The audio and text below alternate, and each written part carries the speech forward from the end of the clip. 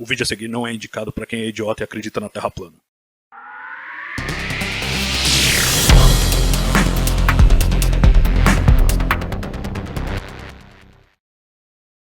É isso aí, graças ao maior radiotelescópio de uma única antena no mundo, uma equipe internacional liderada por pesquisadores da Academia Chinesa de Ciências detectou uma quantidade absurda de explosões cósmicas vindas todas do mesmo lugar. São os chamados Fast Radio Bursts, ou FRBs, as rajadas rápidas de rádio. Acrônimo em inglês para radiotelescópio esférico com abertura de 500 metros, o FAST detectou um total de 1.652 rajadas independentes em 47 dias, começando em 29 de agosto de 2019. É o maior conjunto de FRBs reportado até agora, mais do que o número relatado em todas as outras publicações combinadas. O pacotão de dados permite a determinação pela primeira vez da energia característica e da distribuição de energia dos FRBs, iluminando assim o misterioso mecanismo que os gera.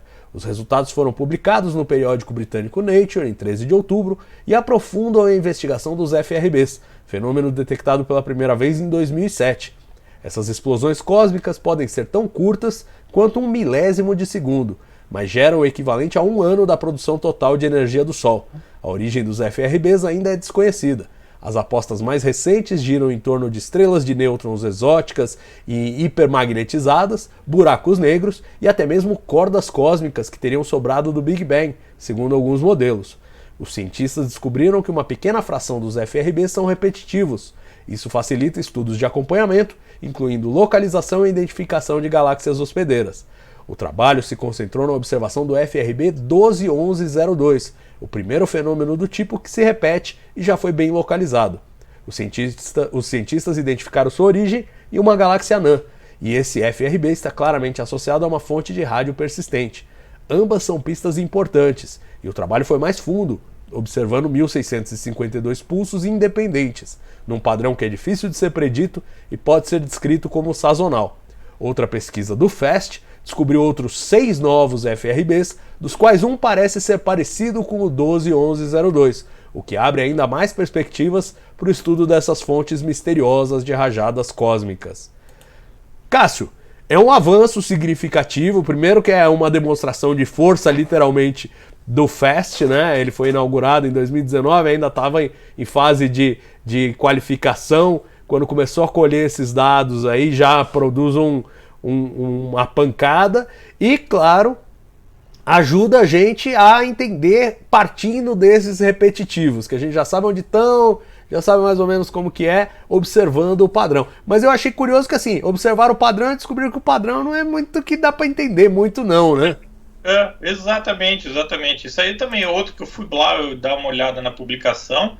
E aí a primeira passada de olhos, assim, os caras estão modelando todo aqui, né, a intensidade dos sinais, modelando o tempo de detecção, né, o horário de detecção, o intervalo entre as detecções, tudo, e não estava havendo interpretação nenhuma, mas aí chega lá na frente, eles não conseguem dar interpretação, eles tentaram vários modelos para ver o que encaixava, como, por exemplo, lá dos magnetais e tal, e nada disso, não acharam periodicidade, não acharam um padrão de intensidade, né? Na verdade, a distribuição da intensidade tem 2 picos, é bimodal, o que aí embanana tudo na questão aí da origem desse pulso, né? Desses pulsos.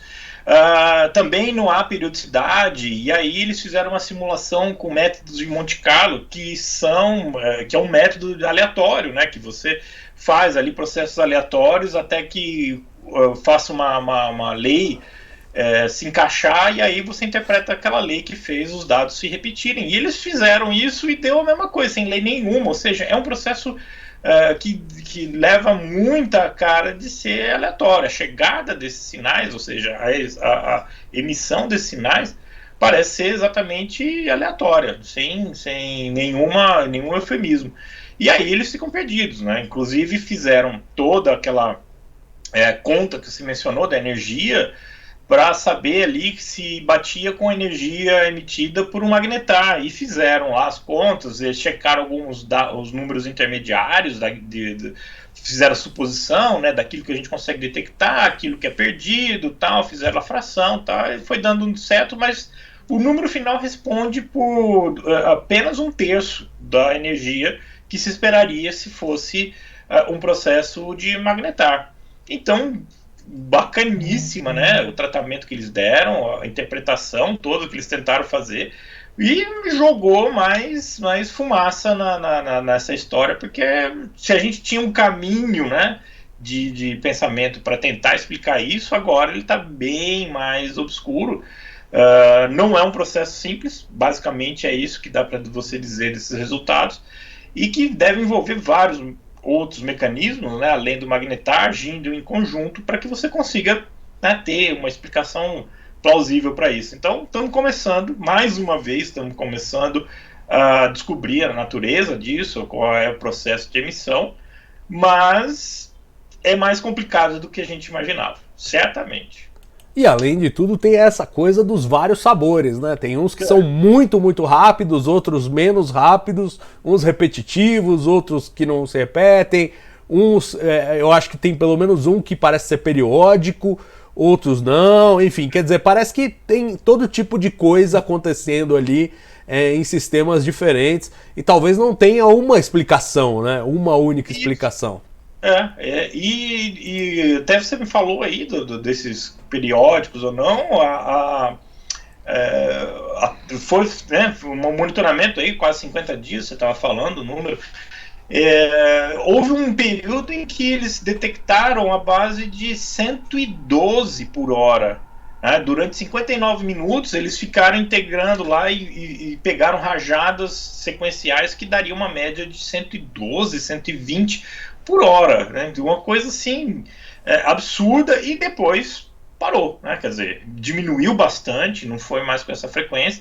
Passaram lá um peridograma para ver se achava alguma coisa, nem apresentaram o peridograma porque era só ruído, né? Nesse sentido de achar periodicidade. Então, uma coisa bem legal de se a gente olhar, né, e ver o pessoal trabalhando, porque nós estamos bem no início, desde a descoberta aí, em 2009, né, que você tinha falado.